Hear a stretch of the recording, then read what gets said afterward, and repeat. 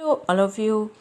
Now we shall see the chapter number 3 of your English grammar, that is collective and abstract nouns. So let us understand what are they. First of all, see here. Some nouns stand for groups of people, animals, or things of the same kind. Such nouns are called collective nouns. So, what are collective nouns? Some nouns stands for group of people. Group of people means a particular group of people. Okay. Then an animals. When we can't tell about one animal, we say a group of animals. Or things of the same kind and things of the same kind. Okay. Such nouns are called collective nouns. Those such type of nouns are called the collective nouns. For example, a bouquet of flowers. Here it is written a bouquet of flowers. Flowers are of many kinds, so we cannot rectify them one by one. So we take flowers as a group and we give a name of that group of flowers, that is a bouquet of flowers. Second is a family of 5 people. So when we talk about a family, there are many people in a family: grandfather, grandmother, brother, sister, mom, dad, and everybody are there. So we cannot tell one by one. So we can say a particular name, that is a family of 5 people. A team of players, many players are there. We cannot say one by one this player, that player, this player, that. So we have given a particular name of the players, that is a team of players. A committee of judges. A committee of judges. When talking about a case, there are something that cannot be judged by one person. So there is a committee made in which 2 to 3 judges are there to solve a case. For example, so here we have written a committee of judges. Number 4, an army of soldiers. So it's a good thing. An army we have seen in our TV. We have seen an army of soldiers. So many soldiers are there. So taking the group of soldiers, we have given a particular name called the army of soldiers. Number 5 is a choir of singers. When singer sings a song in a group, we say a choir of singers. So here we have seen the words like bouquet, family, team, committee, army and choir stand for groups of flowers, people, players, judges, soldiers and singers respectively.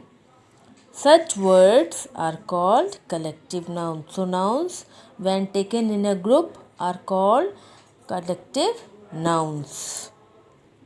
Now we see an exercise here to understand more about the chapter. Complete the following by using the given collective nouns. So in the box here, it is a noun, collective nouns are given here. We have to name it according to the nouns given as a question. Number 1 is a dash of monkeys. So we can here name a troop of monkeys. Number 2 is a dash of singers. So we have read earlier a choir of singers. Number 3, a dash of stars. We cannot count the stars. So we have given a name here to a group of stars, that is a cluster of stars. Number 4 is a dash of wolves. So many wolves. They are plural in number. They are many in number. So we will say a pack of wolves. Number 5, a dash of keys. You have seen keys at your home, है ना, of different locks. So when we keep them in a bunch, in a group called bunch, we can say a bunch of keys. Number 6 is a dash of ships. Ships we usually see in on the river when we go from one place to another. So many ships are there on the river sailing. So we have given a group name called a fleet of ships. Number 7, a flight of steps. Flight of steps. We have seen steps at our home.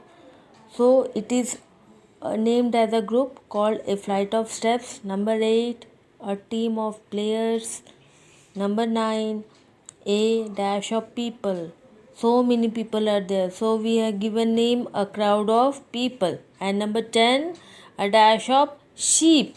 Sheep are mostly found in the mountain region. So we cannot say 1, 2, 3, 4. We have given the name that is a flock of sheep. Now let us see exercise number B. What is given here? Complete the following by writing the common nouns for each. So we have to name a common noun, okay, for each of the groups given. Collective nouns given, we have to name a common noun to complete this. See in the box there are some common nouns are given. In the plural form, we have to name it. Number 1 is a pile of books. Number 2, a chest of drawers. Number 3, a range of mountains. Number 4, a crew of sailors. Number 5, a litter of puppies. Number 6, a group of school of fish. Number 7, a flock of birds. Number 8, a gaggle of geese. Number 9, a grove of trees. And number 10, a bundle of sticks.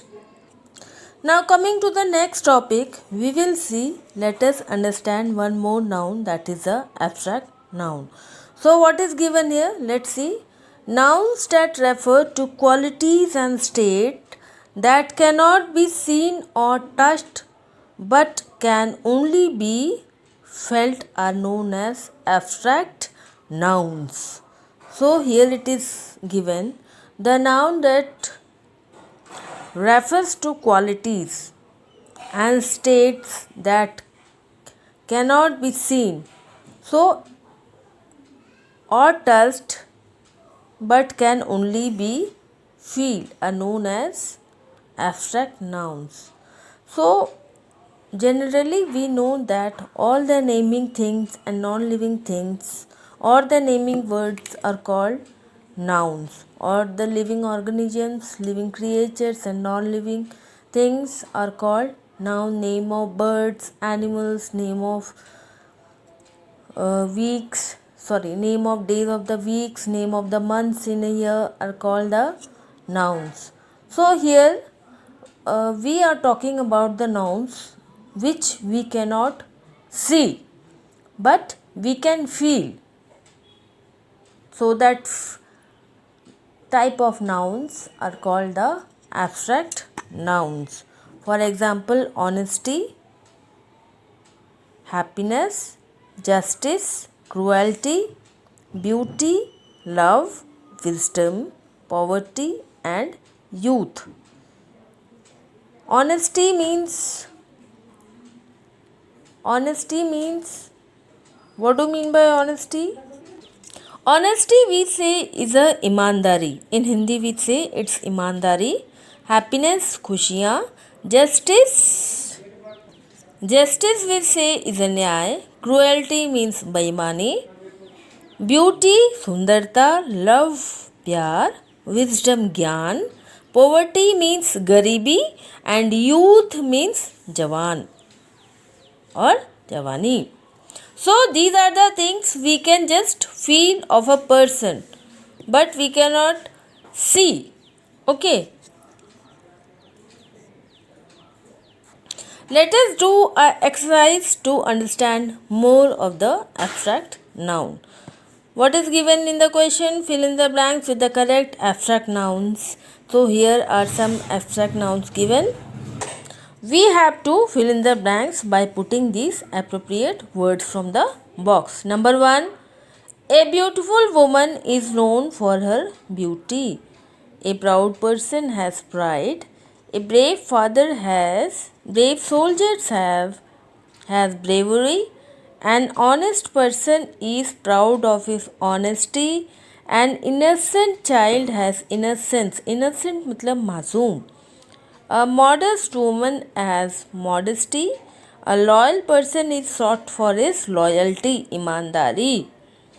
A cruel person makes himself unpopular because of his rudeness. Rudeness means गुस्सैल behavior. गुस्सैल वाला आदमी. Okay. So thus your chapters is over. Hope you have understood well. Thank you.